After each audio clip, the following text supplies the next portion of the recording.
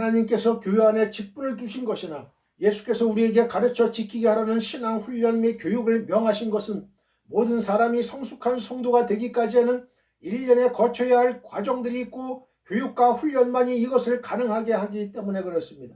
어떤 이들은 믿은 지가 오래되어서 남을 가르칠 수 있어야 함에도 여전히 젖이나 먹고 단단한 식물을 먹지 못합니다. 이러한 영적 미숙아들로 인해 교회는 제 기능을 하지 못하게 되고 더 나아가 크고 작은 많은 문제들이 야기가 됩니다. 이 사람들은 일은 하지 않고 부지런히 일을 만들며 성도들 사이를 이간합니다. 따라서 교회가 이들을 그대로 방치해 둔다면 심각한 문제들이 생길 수 있으므로 영적 미수가 제로 운동을 펴는 것이 바람직할 것입니다. 흔히들 누구나 교회에 나오기만 하면 성도가 되는 것처럼 오해하고 있어요. 그러나 부단한 훈련과 교육이 없이 아무도 영적 성장을 기대하기가 어렵습니다. 교회는 좋은 프로그램을 부지런히 개발해야 하고 성도들은 열과 성을 가지고 이에 참여해야 합니다. 영적 성장이 늦어지면 무엇보다도 성도 개개인에게 많은 위험 부담이 따릅니다. 마귀의 유혹에 넘어가게 되는 것은 말할 것도 없고 적절히 처세하는 방법을 몰라 죄를 범할 가능성도 다분해요. 에베소 4장 13절에서 15절 우리가 다 하나님의 아들을 믿는 것과 아는 일에 하나가 되어 온전한 사람을 이루어 그리스도의 장성한 분량이 충만한 데까지 이르리니 이는 우리가 이제부터 어린아이가 되지 아니하여 사람의 속임수와 간사한 유혹에 빠져 온갖 교훈의 풍조에 밀려 요동하지 않게 하려 함이라.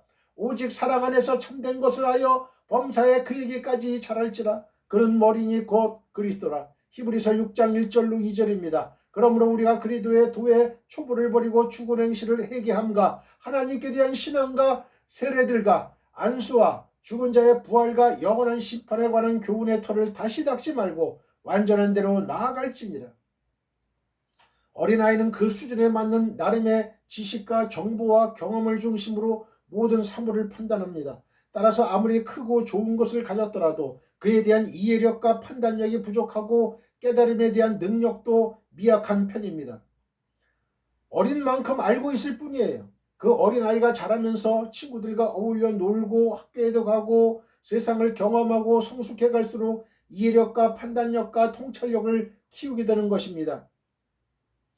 이처럼 우리는 처음부터 하나님에 대해 모든 것을 알 수는 없어요. 아무리 높은 믿음의 세계에 들어간다고 하더라도 처음부터 한꺼번에 모든 것을 알게 되는 것은 아닙니다. 여기서 예수님께서 제자들에게 들려주실 말씀이 굉장히 많이 있었지만 그들에게 알아들을 능력이 없음을 아시고 지금은 너희가 감당치 못하리라고 하시면서 삼가십니다. 예수님께서 성령님에 관해 말씀해 주시면서 많은 영적 진리들을 가르쳐 주길 원하셨지만 제자들조차 그것을 알아들을 능력이 없었던 거예요. 예수님께서 떠나가셔야 성령님께서 오셔서 믿는 자들의 영안을 열어주시고 마음을 열어주셔서 영적 비밀을 알게 해주십니다. 이것이 우리에게 유익이고 축복이 되는 거예요. 인간은 혼자서 자신의 이성과 양심으로 죄와 의와 심판에 대해 깨닫지도 못하고 그것을 인정하지도 않습니다. 하지만 성령님께서 오셔서 책망하시며 깨닫게 하실 때 인간은 눈물을 쏟고 자신이 구원을 받을 수 없을 정도로 큰 죄인임을 알고 고백하게 됩니다.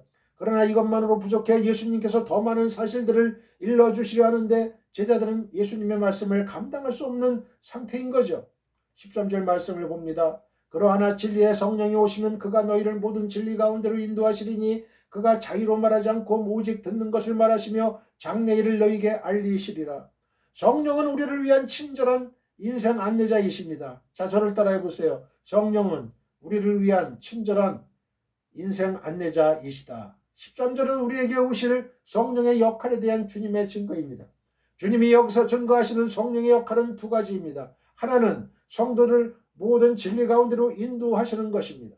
만일 우리 중에 누가 주의 이름을 부르면서도 진리 가운데 행하지 않는다면 그는 성도가 아니에요. 성도란 말은 진리 가운데 행하는 사람들에게만 어울립니다. 그러므로 엄밀히 따져 성령이 없는 사람, 성령의 인도를 받지 못하는 이들은 성도가 아니라고 말해야 옳습니다. 로마서 8장 9절.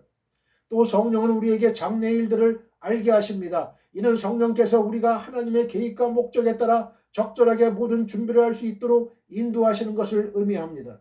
성령은 하나님의 깊은 것이라도 통달하는 분이어서 그분의 인도를 받는 이들은 미래를 위해 아무것도 걱정할 필요가 없어요. 고린도전서 2장 10절. 참으로 하나님께서는 우리 인생을 위한 친절한 안내자로서 성령을 보내주신 것입니다. 그러므로 누구든지 성도다운 삶을 살고 하나님의 약속에 온전히 참여하려고 하면 성령과 동행해야 돼요. 성령의 인도를 따르는 자들은 그가 누구이든 인생을 실패하지 않고 하나님의 약속도 잃지 않게 됩니다. 낯선 곳을 여행하려는 사람들은 먼저 유능한 가이드를 구해야만 합니다. 그곳의 지리에 익숙하며 모든 사정에 밝은 사람의 안내를 받으면 시간 낭비를 줄이면서 원하는 곳들을 둘러볼 수 있기 때문에 그렇습니다. 이 세상에서 우리를 진리 가운데 행하도록 인도할 수 있는 가이드는 오직 성령뿐이십니다. 그분만이 이 길을 알고 계시며 따라서 우리를 바르게 인도하실 수 있습니다. 이것은 인간적인 지혜가 미치지 못하는 영역이므로 성령의 인도가 없는 이들에게는 낯설게 느껴질 뿐이에요. 자신을 위한 하나님의 계획, 이 세계를 위한 하나님의 계획 등에 대한 지식도 우리에게는 낯설기만 한 것이 사실입니다. 성령께서만 이를 정확하게 일러주실 수 있기 때문에 그분의 인도를 받지 못하는 이들은 자신의 미래를 위해 제대로 준비할 수가 없어요. 그래서 성령의 충만을 받는 일이 중요시 되는 것입니다. 독일어 개정판은 보혜사를 곁에 서시느니 바이슈탄트로 번역했는데 성령의 역할을 잘 묘사한 것으로 생각됩니다. 그분은 우리의 곁에 서셔서 낯설고 험하기만 한 이 길을 우리가 잘 갈 수 있도록 돕는 분이셔요. 헬퍼세요. 그렇다면 여러분은 성령의 충만을 받았습니까? 여러분은 지금 성령의 인도를 조차 행하는 중입니까? 우리는 끊임없이 자신의 상태를 점검하여 문제점을 찾아내고 보완하지 않으면 안 됩니다. 성령이 없다면 기도하십시오. 이것은 성도인 우리에게 약속된 은혜이고 하나님께서 주시는 선물입니다. 사도행전 2장 38절, 누가복음 11장 13절. 성령이 없이도 유명한 신학자나 성경 교사가 되는 것은 얼마든지 가능해요. 하지만 그리스도인이 되지는 못합니다. 성령의 안내를 통해서만 모든 사람은 성도의 삶을 살 수 있습니다. 고린도전서 2장 11절로 12절. 사람의 일을 사람의 속에 있는 영 외에 누가 알리요? 이와 같이 하나님의 일도 하나님의 영 외에는 아무도 알지 못하느니라. 우리가 세상의 영을 받지 아니하고 오직 하나님으로부터 온 영을 받았으니 이는 우리로 하여금 하나님께서 우리에게 은혜로 주신 것들을 알게 하려 하심이라. 요한일서 2장 27절입니다.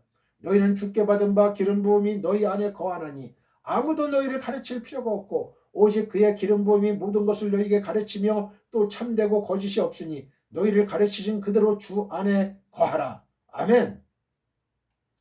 본문 말씀을 통해 예수님께서 성령님의 역사에 대해 좀 더 깊고 크게 세 가지로 말씀하십니다. 한마디로 진리의 성령님의 역사에 관한 것입니다. 흔히 우리는 성령님에 대해 바람, 불, 비둘기 같은 성령님이라고 말합니다. 그러나 본문 말씀은 성령님의 본질에 대해 정확하게 꿰뚫고 있습니다. 바로 진리의 성령님이라는 것입니다. 그것은 영원히 변치 않는 하나님의 말씀이라는 뜻입니다. 하지만 대부분의 사람들은 크게 오해하고 있어요. 다만 성령님은 새로운 계시요, 하나님의 음성이요, 어떤 영적 경험이라고 생각하는 것입니다. 그래서 사람들은 성령을 받고 그런 현상이나 체험을 추구하게 되는 것입니다. 우리가 성령님에 대해 오해하고 있는 요소 중에 하나가 바로 성령님의 인격에 관한 부분이에요. 가장 중요한 것은 성령님에 대한 체험적인 요소보다 인격적 요소입니다. 그러나 우리는 성령님의 인격 부분에 대해 깊이 알지 못하기 때문에 성령을 받으면 능력을 행하지만 인격적으로 결함을 나타내게 되는 것입니다. 성령을 받은 사람은 능력을 힘입어 많은 일을 행합니다. 하지만 성령님께서 인격이라는 사실을 상대적으로 덜 강조하기 때문에 우리는 인격의 성령님에 대해 무지한 채 예민하게 반응을 못하는 거예요. 더욱 중요한 것은 성령님께서 진리라는 사실입니다. truth. 여기서 진리란 영원히 변하지 않는 절대 가치를 말합니다. 이 세상에서 변하지 않는 절대 가치는 하나님의 말씀밖에 아무것도 없습니다. 성령님께서 하나님의 진리 말씀에 근거하고 관계 되시는 분입니다. 일반적으로 우리는 성령님에 대해 깊이 생각하지 않고 어떤 현상학적인 것, 능력을 힘입는 것, 체험적인 것으로 간주해버립니다. 본문 말씀에 기록된 진리의 성령이란 무엇인가 하면 바로 하나님 말씀이라는 것입니다. 할렐루야! 우리는 성령님에 대해 오해 없이 정확하게 알아야 합니다. 성령 충만에 대해 어떤 현상의 한 종류로 이해하지 말아야 합니다. 성령 충만의 현상이 방언, 예언, 능력 행함으로 나타나야 한다고 생각합니다. 그러나 이런 것보다 더 중요한 것은 성령님은 원래 하나님이시고 예수님이시고 진리의 말씀이시고 인격이라는 사실입니다. 성령님께서 감정이나 환상 혹은 현상으로 오시는 것이 아니에요. 하나님의 말씀에 기초한 진리로 우리 안에 들어온다는 것입니다. 성령님께서 임하실 때 우리 안에 진리가 충만하고 인격의 변화가 있기를 축원드립니다. 할렐루야. 영어 성경에선 진리의 성령님이라는 표현 앞에 항상 정관사 더를 붙여서 인격체이심을 분명히 밝히고 있어요. 인격이시고 진리이신 성령님께서 오시면 세 가지 역할을 담당하십니다. 바로 죄와 의와 심판에 대해 세상을 책망하시고 우리로 하여금 그것을 깨닫게 하시는 것입니다. 그리고 13절 말씀을 통해 진리의 성령님께서 오셔서 세 가지 임무를 수행하심을 깨닫게 하신다고 말씀하십니다. 그 세 가지 사실을 통해 우리는 성령님에 대한 정확한 이해로 더 많은 깨달음을 얻을 수 있습니다. 첫째, 진리의 말씀인 성령님께서 오시면 우리를 모든 진리 가운데로 인도해 주십니다. 둘째, 진리의 말씀인 성령님께서 오시면 그분은 자의로 말씀하시지 않고 오직 듣는 것을 말씀해 주십니다. 셋째, 진리의 말씀인 성령님께서 오시면 과거나 현재만 알게 하시는 게 아니라 장래에 일어날 일에 대해서도 알게 해 주십니다. 첫 번째 일에 대해 생각해 보겠습니다. 우리가 세상을 살아갈 때 무엇이 옳고 그른지에 대해 가치 기준을 갖고 있어요. 가치란 시대, 사상, 문화, 환경에 따라서 그 기준이 얼마든지 달라질 수 있습니다. 만약 가치 기준이 계속 변하다 보면 세상에 영원한 것은 전혀 없게 되죠. 하지만 진리의 성령님께서 오시면 우리를 모든 진리 가운데로 인도하셔서 영원히 변하지 않는 가치를 깨닫게 하신다는 것입니다. 우리는 개인의 차이, 사고방식, 체질, 취향에 따라 생각하는 것이 모두 다릅니다. 어떤 사물을 볼 때 이 사람은 좋다고 말하고 저 사람은 나쁘다고 말합니다. 이렇게 모두 제각각이면 진정한 가치 기준이 없게 되는 것이죠. 진리는 시대를 초월하고 상황을 뛰어넘어 항상 옳고 바르며 영원히 변하지 않는 것을 말해요. 그게 바로 하나님의 말씀인 것입니다. 따라서 우리는 세상을 살아가면서 각자 다른 기준을 갖고 있지만 진리의 성령님께서 오시면 모든 것을 평정하는 바르고 확고한 가치 기준을 확립해 주신다는 거예요. 세상의 기준으로 판단해왔던 사람들이 각자 다른 기준을 갖고 있지만 진리의 성령님께서 오시면 모든 것을 평정하는 바르고 확고한 가치 기준을 확립해 주세요. 세상의 기준으로 판단해왔던 사람들이 하나님의 기준으로 바뀌게 되고 세상의 상식으로 생각하던 사람들이 하나님의 말씀을 근거로 해서 생각하게 되는 것이죠. 그 일을 성령님께서 담당하신다는 것입니다. 할렐루야. 그런데 우리는 옛날에 자기 고집이나 스타일대로 사는 것이 옳다고 생각합니다. 옛날부터 익숙했던 것을 깨뜨려 부수고 새로운 것으로 바꾸기를 싫어하며 두려워합니다. 그래서 인간의 삶이 불행한 것이고 갈등이 생기는 것입니다. 안타깝게도 인간은 그것을 모르고 있어요. 우리의 가치 기준을 바꿀 때 우리는 얼마든지 변할 수 있어요. 진리의 성령님께서 오시면 모든 잘못된 것을 바꾸시고 구부러진 것을 펴시며 부족한 부분을 채우시고 고장을 고치셔서 완전한 진리 가운데로 인도해 주십니다. 두 번째 일에 대해 알아보겠습니다. 진리의 성령님께서 오시면 자의로 말씀하시지 않고 오직 듣는 것을 말씀하십니다. 진리의 성령님께서 예수님께 말씀을 듣고 가감없이 그대로 말씀하십니다. 진리의 성령님께서 항상 예수님의 말씀에 대해 증거하시고 예수님을 높이십니다. 성령님의 특징은 예수님께 초점을 맞추시고 예수님께 집중하게 하시는 것입니다. 우리가 처음 예수님을 믿을 때 일반적으로 두 가지로 갈등을 겪게 됩니다. 하나는 어떻게 예수님이 인간이면서 동시에 하나님인가 하는 것입니다. 인간이면 인간이고 하나님이면 하나님이지 어떻게 인간이면서 동시에 하나님이 되느냐는 거예요. 이것은 인간의 경험으로 이해가 되지 않는 부분입니다. 또 하나는 어떻게 하나님이 예수님이고 예수님이 성령님인가 하는 것입니다. 이 삼위일체에 대해서는 이론적으로 이해가 되지만 마음에 확신이 서지 않는다는 것입니다. 그런데 성령님께서 오시면 예수님께서 하나님이시고 인간이신 것을 이해하게 됩니다. 그리고 예수님께서 하나님이시고 성령님이신 것도 이해하게 되는 놀라운 깨달음을 얻게 됩니다. 인간의 사고 체계로는 이 말씀에 대해 완전히 이해할 수 없어요. 하지만 성령님께서 오셔서 우리의 잘못된 가치 기준과 판단 체계를 고치시고 진리 가운데로 옮겨주시며 우리로 하여금 삼위일체 하나님의 오묘한 진리를 가르쳐 깨닫게 해주십니다. 13절 중반에 그가 자의로 말하지 않고 오직 듣는 것을 말하시며 라고 말씀하고 있어요. 성령님께서 철두철미하게 예수님께로부터 듣고 예수님에 대해서만 말씀하시고 예수님에 관해 모든 것을 보여주시고 증거하시는 것입니다. 다시 말해 예수님께서 말씀하신 것만 듣고 예수님께서 하신 말씀만 그대로 우리에게 전해주시는 것입니다. 오늘 우리가 성령님의 임재를 경험하고 예수님께 대해 눈을 뜰 수 있게 되기를 축원드립니다. 할렐루야. 인간 예수님에 대해서는 누구나 알고 있어요. 그러나 하나님의 아들이신 예수님에 대해서는 잘 모르고 있습니다. 이것은 성령님께서 임하셔서 깨닫게 해주셔야 알 수 있는 부분입니다. 예수님께서 십자가에 못 박히신 것은 누구나 알고 있는 사실입니다. 그러나 예수님께서 십자가에서 죽으시고 부활하신 사실은 성령님께서 임하셔서 깨닫게 해주셔야 알 수 있는 부분이에요. 세 번째 일에 대해 살펴보겠습니다. 진리의 성령님께서 오시면 과거나 현재 일만 알게 되는 것이 아니라 장래의 일도 알게 해주셔요. 성령님을 받은 사람들의 특징이 미래에 대해 안다는 거예요. 미래를 아는 사람은 불안한 마음이 없습니다. 진리의 성령님께서 오신다는 것은 예언적 의미가 있어요. 진리의 성령님께서 임하시면 옳고 그름에 대한 가치 기준을 깨닫게 해주십니다. 또 진리의 성령님께서 임하시면 우리를 진리 가운데로 인도해 주셔요. 그리고 진리의 성령님께서 임하시면 미래 일에 대해 알게 하십니다. 이것을 가리켜 우리는 비전이라고 환상이라고 합니다. 꿈과 환상과 비전을 가진 사람은 미래가 있습니다. 지금 가난하고 병들어 실패 속에 있어도 슬퍼하거나 좌절하지 않습니다. 그것은 미래에 대해 정확하게 보고 있기 때문에 그렇습니다. 성령님을 받은 사람들은 자신의 과거와 현재도 볼 수 있지만 미래에 대해서도 볼 수 있어요. 어느 길로 가야 할지 무슨 일을 해야 할지 알게 됩니다. 그래서 성령님을 받은 사람들은 신학교에 가고 선교사로 자원해 나가는 것입니다.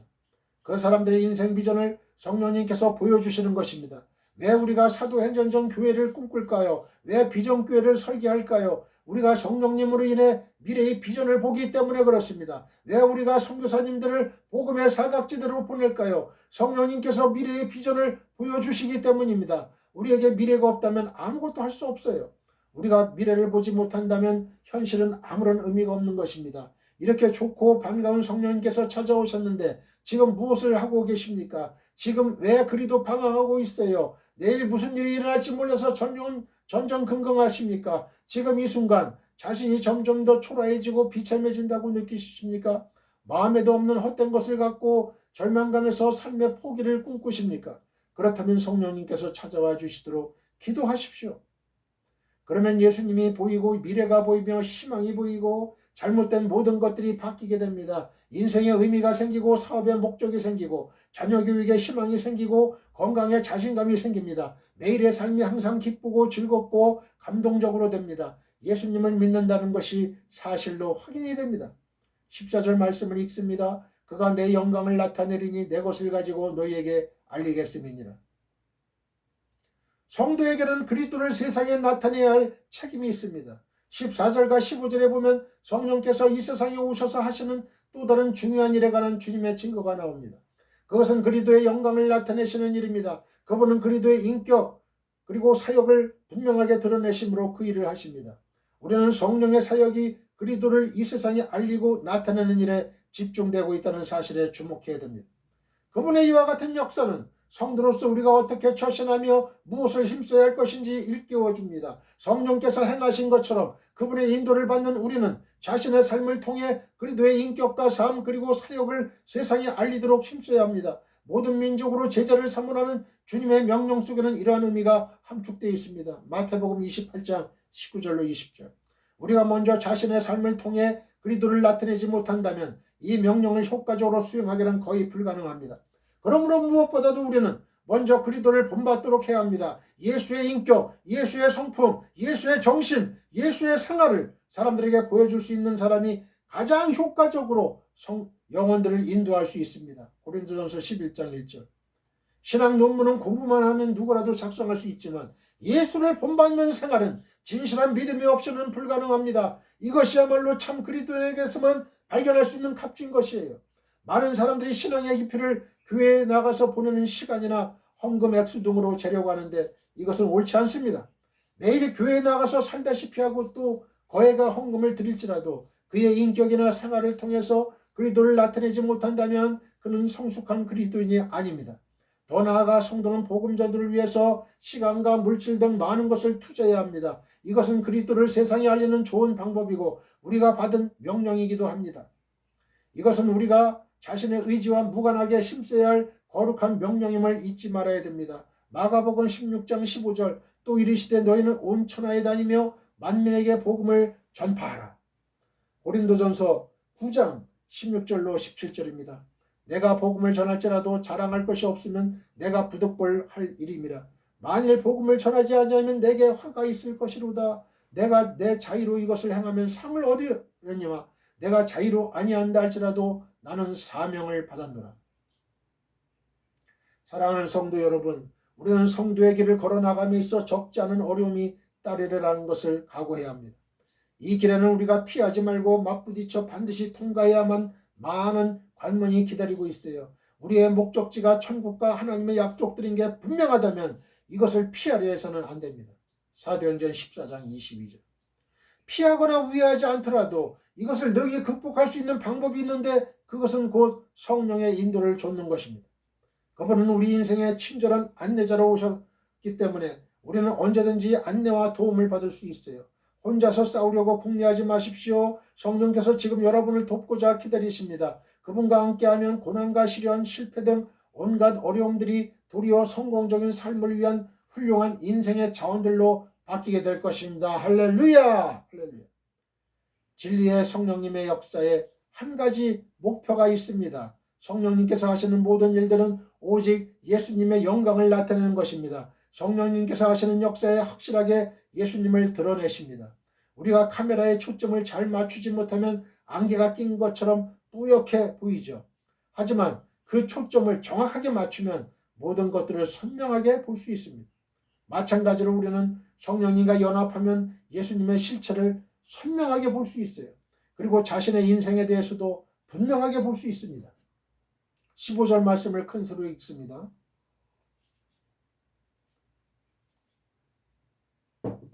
무릇 아버지께 있는 것은 다 내 것이라 그러므로 내가 말하기를 그가 내 것을 가지고 너희에게 알리리라 하였노라. 예수님께서 하나님께 있는 것은 모두 자신의 것이라고 말씀하세요. 그리고 자신의 것으로 성령님께서 우리에게 알려주신다고 말씀하십니다. 성령님께서 예수님의 모든 것을 소유하신 분이세요. 할렐루야! 신앙의 깊이란 곧 성령님을 아는 깊이입니다. 우리는 성령님과 깊이 있는 만남을 가져야겠습니다. 성령님을 더 깊이 체험해야겠습니다. 그래서 예수님을 보고 진리를 보며 우리의 미래를 봐야겠습니다.